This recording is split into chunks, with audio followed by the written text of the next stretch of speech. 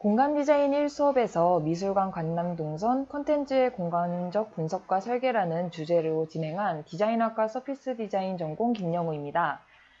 제 발표는 총 1부와 2부로 나뉘어져 있습니다. 1부에선 간단히 제가 프로젝트를 어떻게 진행했고 어떻게 풀어나갔는지 설명해드릴 예정입니다. 뒤따르는 2부에선 실제 수업에 사용된 프로젝트 발표 자료를 일부 가져와 제가 진행한 작업에 대해 말씀드리도록 하겠습니다. 차례입니다. 2019년 1학기 차인호 교수님께서 진행하신 공간 디자인에 대해 말을 얹고 그런 다음 프로젝트를 진행하는 과정에서 무엇이 중요하고 또 어떻게 풀어나가야 되는지 알려드리겠습니다. 후반부의 즈음엔 PPT 발표 자료를 토대로 느꼈던 점을 간략히 서술할 예정입니다. 마지막으로 작업 진행 중 어려웠던 부분을 짚어 일부 설명을 끝내도록 하겠습니다. 저는 2019년 1학기 차인호 교수님께서 지도교수를 맡으신 공간 디자인 1을 수강했습니다. 지금부터 제가 말씀드릴 프로젝트는 수업에서 제가 한 학기 동안 진행한 내용입니다. 2019년도 1학기 공간 디자인 1에서 목표한 내용은 문제를 설정해 대안을 제시할 것입니다. 학생들이 각자 하고 싶은 주제를 골라 문제를 풀어나가는 방향으로 진행되었었죠. 주제의 범위는 자유롭게 학생이 설정하되 연구의 가치가 있느냐 없느냐를 보았습니다. 새로운 방향의 대안을 해석할 수 있느냐가 관건이었죠. 제 주제는 표지에 써 있었던 대로 미술관 관람 동선 콘텐츠의 공간적 분석과 설계입니다. 프로젝트는 순차적으로 이런 식으로 진행되었습니다. 초반부에는 주제 설정을 하고 주차별로 무엇을 할 것인지 또 어떻게 할 것인지 간략하게 목표 계획을 수립합니다. 중반부엔 자료조사와 현장조사를 진행합니다. 후반부에는 앞서 조사한 내용을 바탕으로 자료를 취합하고 또 거기에 맞춰서 결과 보고서를 작성합니다. 초반부 부분입니다. 이때 주제를 설정하고 주차별 목표 계획을 어느 정도 세워 진행하게 됩니다. 이는 전체적인 프로젝트 진행에 있어서 꽤 중요한 역할을 하는데 1학기라는 짧지 않은 기간 동안 하나의 주제를 밀고 나가기에 자칫 지치기 쉽기 때문입니다. 저는 먼저 주차별로 기승전결을 꾸리듯 설계했었어요. 수업 계획서를 참고해 이때까지는 어느 정도까지 진행하겠다라고 생각하는 게 중요합니다. 주제를 설정하는 것에 있어선 뒤쪽의 문제 방향 설계 부분에서 설명해 드리도록 하겠습니다. 중반부에서는 자료조사와 현장조사를 병행하며 데이터베이스를 구축했었습니다. 아무래도 미술관 관람 동선을 다루는 프로젝트다 보니 다른 프로젝트들보다도 실제 데이터 양이 중요했었습니다. 이 부분에 있어서 각 프로젝트의 성격별로 달라질 것 같습니다.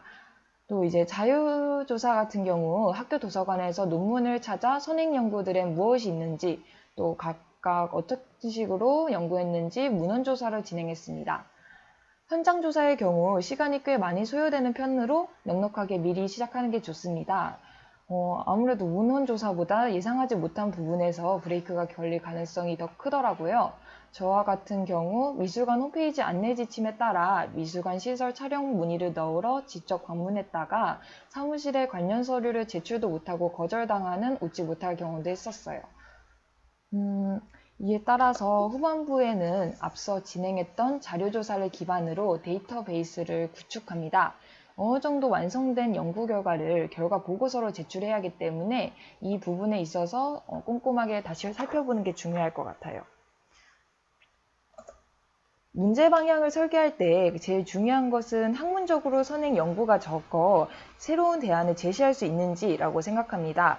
아무래도 기존 결과가 많을 경우에 겹칠 확률이 더 높고 그리고 독창적인 연구 결과를 기대하기는 좀 어려울 것 같아요. 또 이게 디자인적인 대안을 도출하는 것이 이 수업의 최종 결과였기 때문에 더 그렇다고 생각합니다. 다만 주의할 점은 이제 실생활과 얼마나 민첩한 연관이 있는지인데요. 실생활과 연관이 없을 경우 더 알아보기도 어렵고 그리고 주제에 집중하기도 좀 힘든 것 같아요. 또 이것에 관련돼서 본인이 좋아하는 분야에서 주제를 고르는 게 좋을 것 같습니다.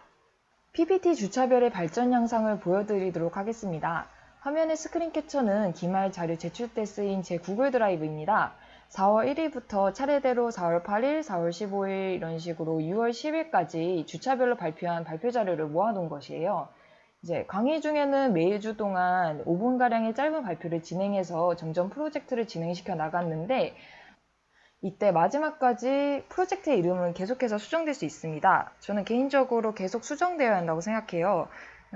저와 같은 경우 보시다시피 발표 회차를 거듭할수록 점점 주제가 세분화되어서 제목이 바뀌는 양상을 관찰하실 수가 있으세요.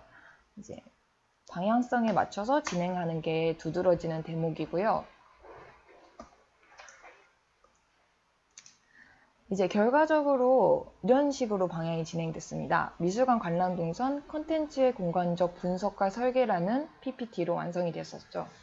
결과적으로 봤을 때 제 발표는 시기별로 세 부분을 나눕니다. 초반부엔 계획을 어떻게 세웠고 또 앞으로 어떻게 조사할지에 대해 발표했었습니다.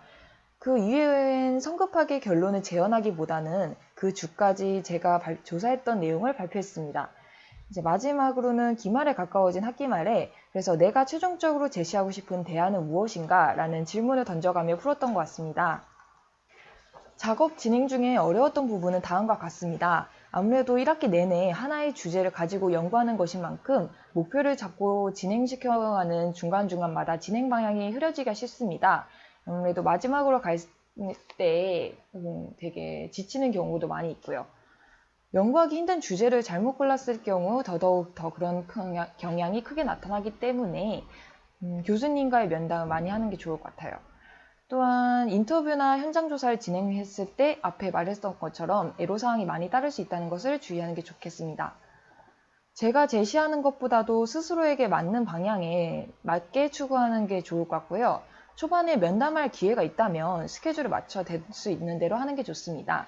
초반에 면담을 많이 진행했을 경우 진행 시에 헤매는 게 적어질 뿐더러 오히려 시간을 아끼는 것 같아요. 이상으로 1부 발표를 마치도록 하겠습니다. 2부에서 뵙겠습니다. 감사합니다.